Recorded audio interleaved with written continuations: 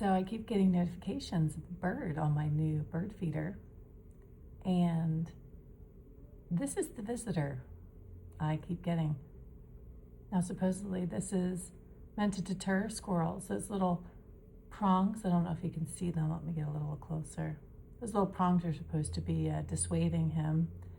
And yeah, he's very clearly reaping the rewards of this automatic feeder when a bird arrives. Bugger. I guess we'll be doing a lot of squirrel watching rather than bird watching.